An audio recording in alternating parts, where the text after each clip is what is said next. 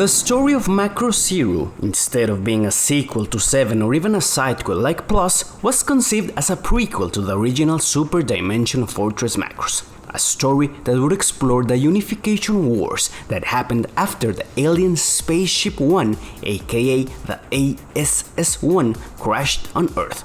It's a super interesting concept that, after all the craziness of Absa and the Proto-Devlin, feels very nice and much more grounded. Zero was a new story that intended to explore all of the military advancements brought upon by the OVERTECHNOLOGY of the soon-to-be renamed SDF-1. Yet, that didn't happen.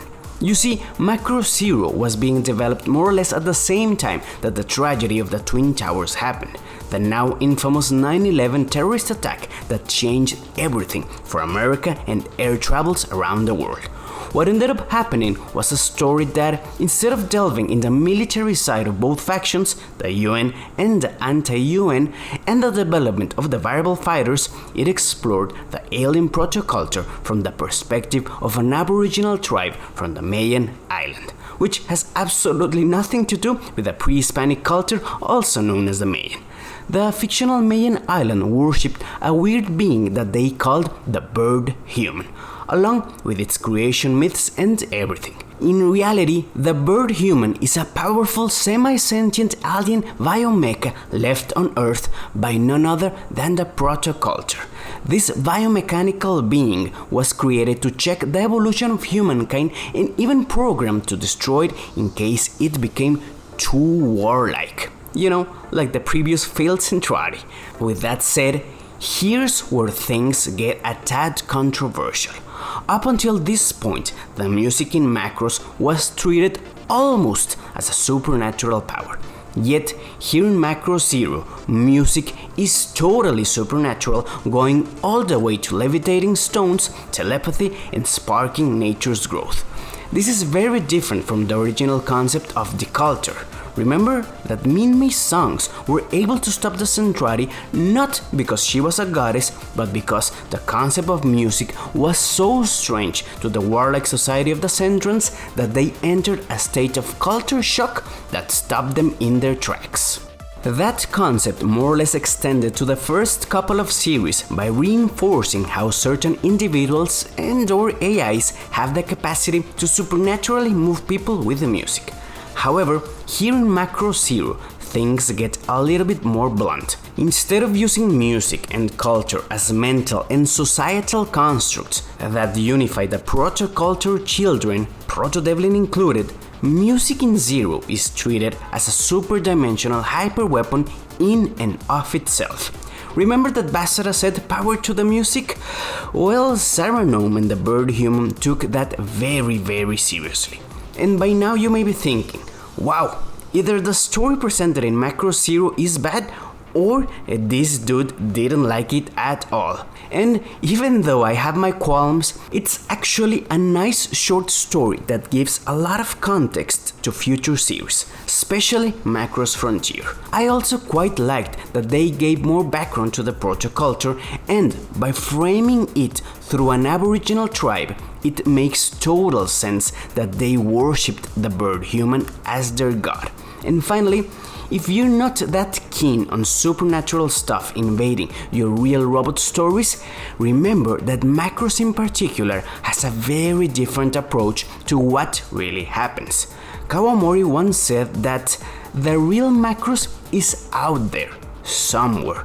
If I tell the story in the length of a TV series, it looks one way, and if I tell it as a movie-length story, it's organized another way. Therefore, just like Do You Remember Love is kind of a dramatic reinterpretation of what really happened in the first space war, all of the magical protoculture stuff may just be exaggerations of an overly enthusiast protoculture historians.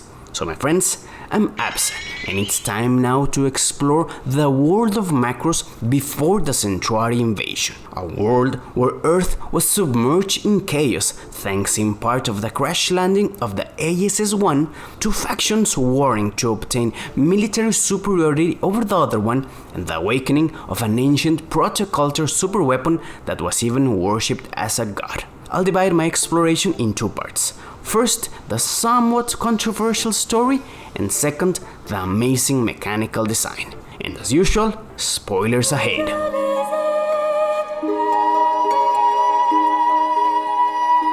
Macross Zero starts in 2008 AD, 1 year before the events of the original Macross series and 9 years after the crash landing of the SDF-1.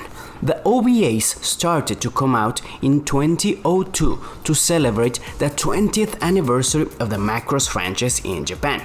The big thing about this saga was the fact that we were going to see a younger Roy Fokker and a prototype Valkyrie called the BF-0 Phoenix. With the greatest thing being that for the first time ever, the Valkyries were animated as 3D CGI mechas. And, at least for me, that's the most amazing part of the whole story. Seeing the quasi-original Valkyrie transform in the first episode was absolutely great. And also, the anti-UN fighters are very interesting, but more of that later. The thing, or should I say issue, with the story is the fact that it may be too ambitious for its own sake. We have the Mayan tribe with a bird human that in reality is a protoculture ancient artifact and priestess Sarah Gnome who may or may not have supernatural genes linked to alien. We also have the two factions with different transforming jets, the UN and the anti-UN, returning character Roy Fokker, who is in more or less a strained relationship with a scientist who is leading a super secret project that wants to analyze more about the AFOS, the artifact from outer space, and on top of that, a more or less boring main character that is there because plot convenience, various other romances taking place at the same time, and all of that in the span of only 5 OVAs. And cramming a lot of information on a short episode span is not really a problem if the story is well paced and has a good mix of action. Macross Zero does that very well. The main issue is precisely the story. And don't get me wrong, the story is okay. It's not great, but it's not bad by any means. For me, the trouble is that it stays right in the middle, not delving enough on the protoculture nor on the military factions and the war. In reality, the story of Macross Zero is simple-ish. Prodigious pilot Shin Kuro is flying with his squad when suddenly they are attacked by another fighter, and even though he tries his best to keep up, when the jet transforms, he is utterly defeated and crash lands in a weird island. Here he meets Priestess Sarah Gnome and the Mayan tribe who worship the bird human. Happening more or less at the same time, the UN is testing new experimental fighters that transform, with ace pilot Roy Fokker leading the Skull Flight with his BF-0 Phoenix. On the other hand, inside a submarine resides a base of the anti-UN who accuse the UN Spacey of stealing their variable technology for their crafts and are planning to obtain the missing piece of a puzzle that may reveal humanity's connection to an ancient alien species. Leading the charge is Didi Ivanov, Fokker's former instructor, and Nora Polyansky, another ace pilot opposing the UN. And finally, there's a UN Spacey secret project led by Fokker's ex-partner Aries that also wants to analyze the Mayan tribe's blood, since there's also a connection of that tribe to the AFOS that they recovered years ago. So, very conveniently, everyone is heading to the Mayan Island because they want something that's there, and obviously, chaos ensues. Add to that beautiful aerial dogfights and some protoculture new type abilities and a magical alien super weapon, and in very broad strokes, that's the story of Macross Zero. But you know that I love to reinterpret events to give them more context, particularly when we apply some mental gymnastics and my specialty, a little bit of overthinking. Okay, so bear with me. This thought came to me in the final episode where Roy isn't able to save Aries and her last words were "I love you." This is the main reason why Roy was such a player until he met Claudia. Anyway, I don't know why, but every time I read the words "I love you" in a Macross context, I think of the song "Do You Remember Love?"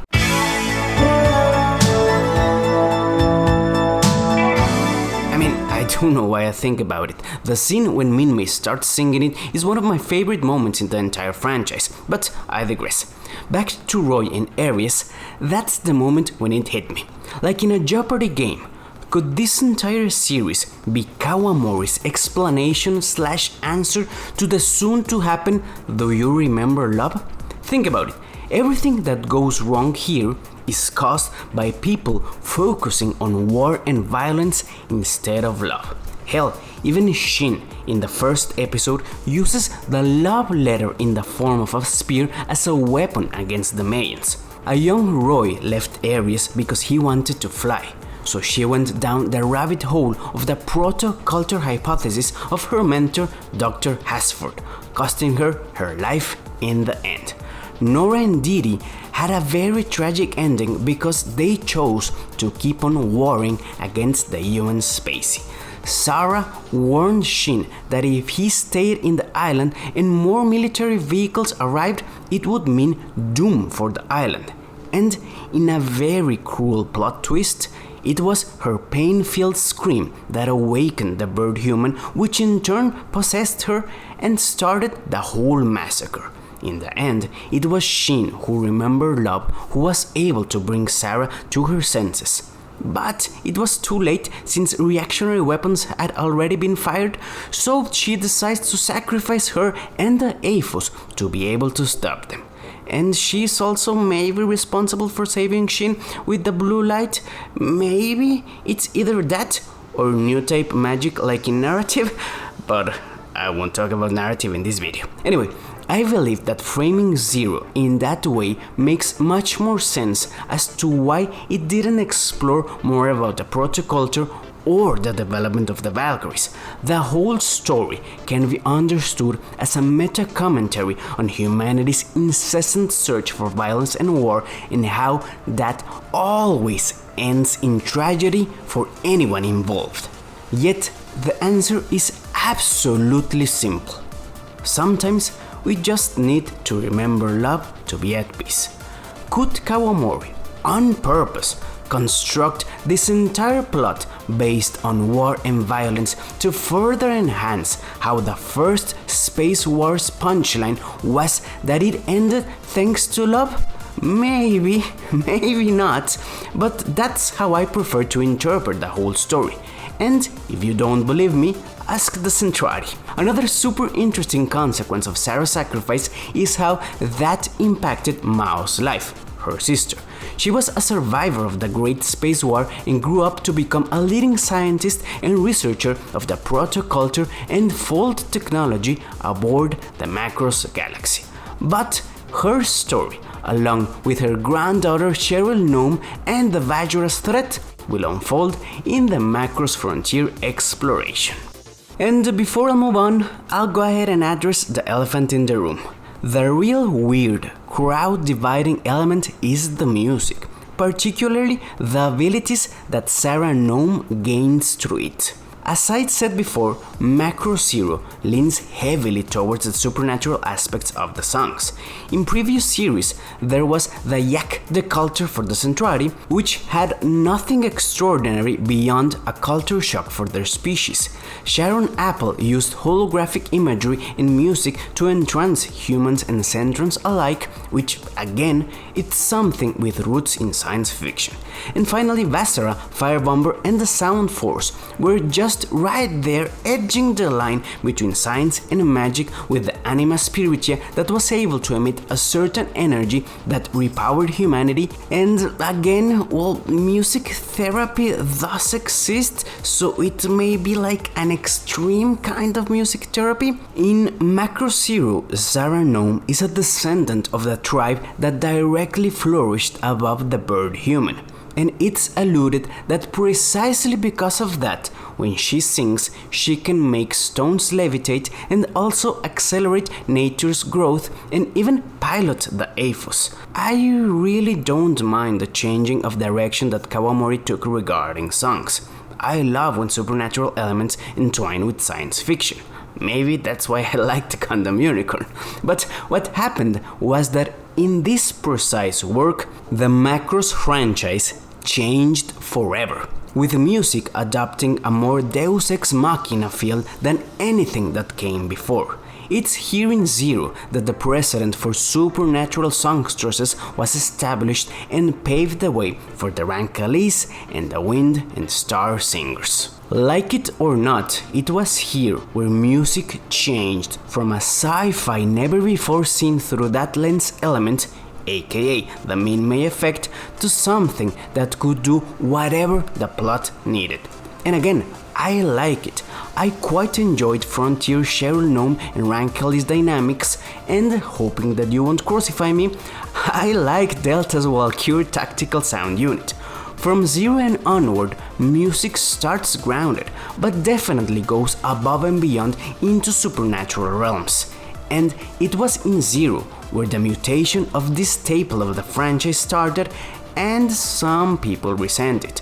The true trouble is that I can't really imagine how to give a new, fresh spin to the Yak the Culture element of the min-may effect without going the Macross 2 route. It's hard to top what the min-may did in terms of storytelling originality back in the 80s, so I think that Kawamori decided to fully embrace the mystical aspect of songs to go forward instead of trying to reinvent the wheel and coming short. But anyway, that's how I feel about the song's change from sci-fi to mystical and the whole story of Macross Zero. I'm looking forward to reading your comments and thoughts of this story and the whole mystical, magical, musical ethos. With that said, it's time to move on to the amazing mechanical design of Zero.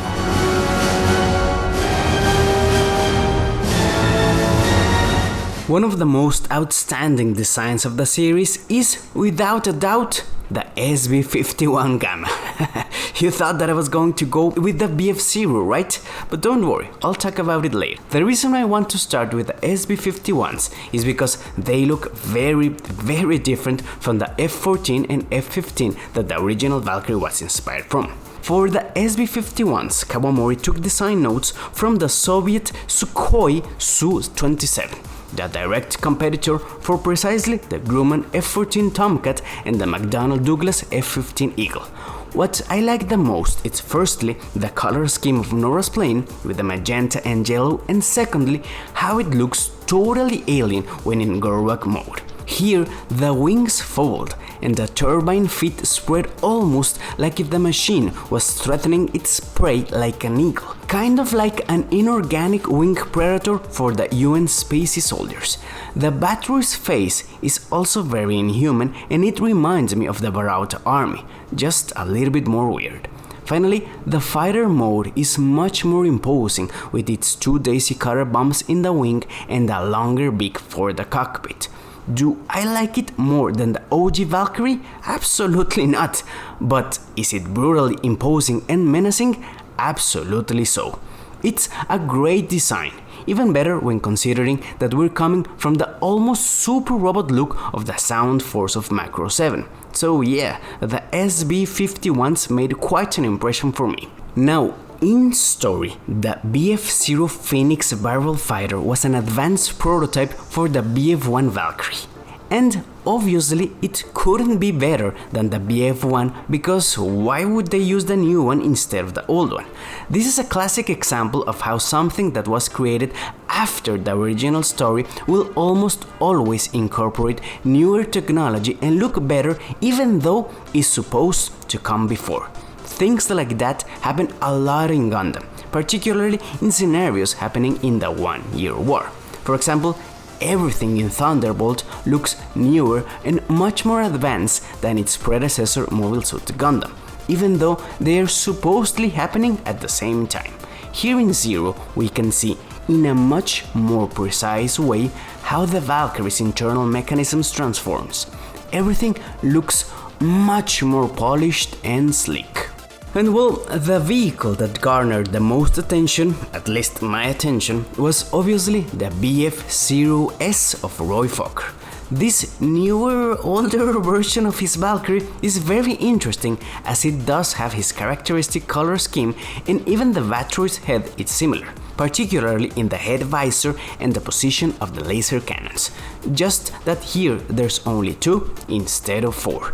Strictly speaking of the design, the BF0 is much more complex and richer than the original. The line art is overall sleeker with its rounded edges and more angled wings.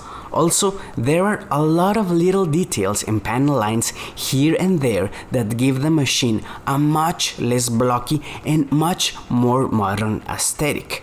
Yet, we must remember that this vehicle was designed by a Kawamori that had 20 years of Valkyrie design under his belt. So that modernization was kind of expected. And even though in purely design terms the Phoenix is definitely an improvement over the original Valkyrie, story-wise the technology was not completed for long operations, space travel, nor vacuum protection. So it may look better, but it's definitely not better. All in all, I really like the design of the Phoenix and its variants. They're kind of a not so extreme redesign of the OG Valkyries.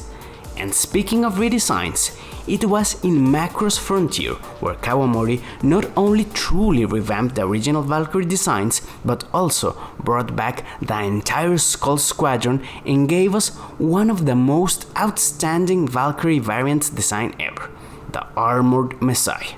But as I'd said before, the Macross Frontier exploration is for another video.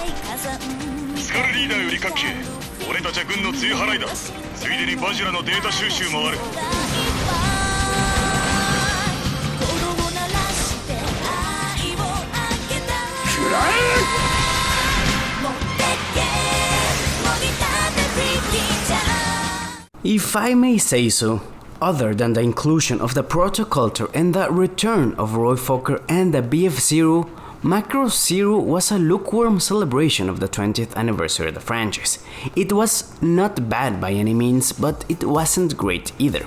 It was a return to a more personal and smaller war like in Plus, and at the same time an expansion to the ancient protoculture lore that was not touched upon since Do You Remember Love, and indirectly with Mylan and the Proto-Devlin story.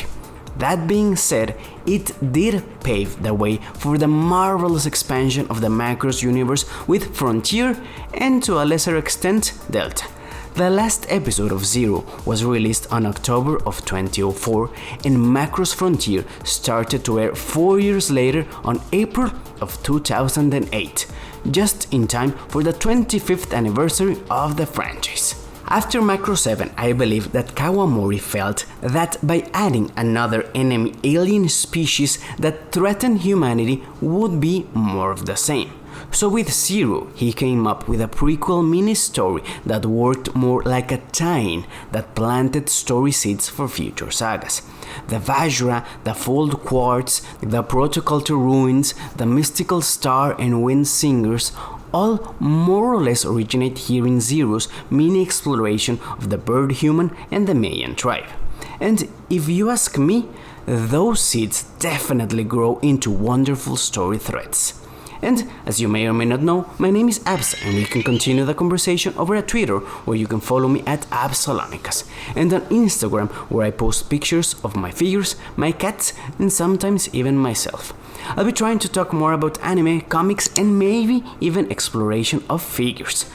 But till next time, always remember that in fiction lies power, so let's use it to forge a new type of story, our hero's journey.